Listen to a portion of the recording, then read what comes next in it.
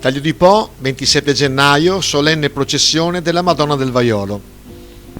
Stiamo appunto aspettando l'uscita dalla chiesa della statua della Madonna con Bambino, e tanto per farvi capire l'importanza di questa cerimonia per i tagliolesi, è una cerimonia che si ripete dal 1902 per una intercessione della Madonna che è riuscita a risolvere in maniera miracolosa un'epidemia straordinaria e tremenda di vaiolo.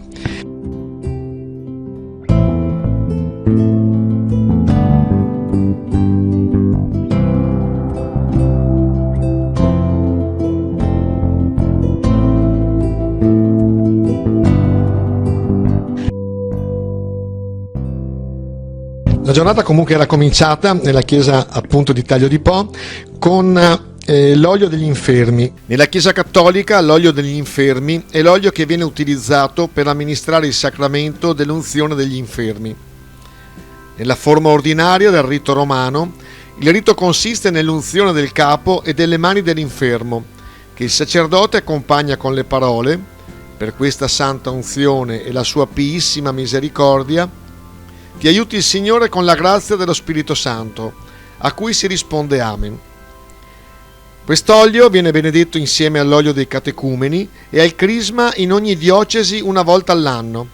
Nelle parrocchie viene comunemente custodito insieme agli altri 2 oli santi.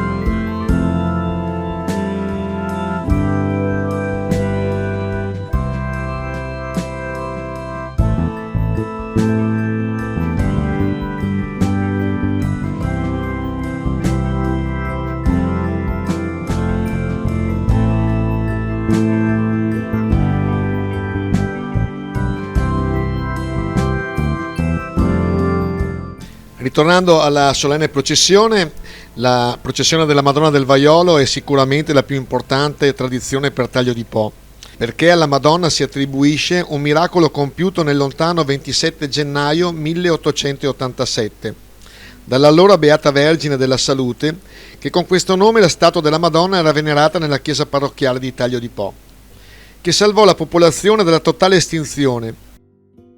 La storia ricorda che i mesi di novembre e dicembre del 1886 e gennaio 1887 segnarono un triste periodo nella storia locale.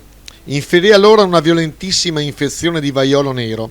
Dei 2000 abitanti che figuravano nel capoluogo del comune, 358 morirono, 800 poterono guarire pur rimanendo orribilmente butterati. Si ritiene che il vaiolo sia stato portato dall'equipaggio di un peschereccio tornato dopo la pesca autunnale dalle coste della Turchia. Il 26 gennaio 1887 il morbo, arrivato al massimo della violenza, era minaccioso più che mai.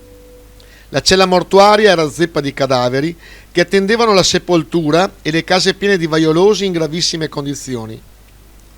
In tale momento il sindaco Ulisse Casalicchio ed il parroco Don Nordio riunirono i capi famiglia, ancora immuni dal male, e di comune accordo decisero di festeggiare nel giorno seguente la Beata Vergine della Salute, per invocare da essa la grazia per far cessare il terribile flagello.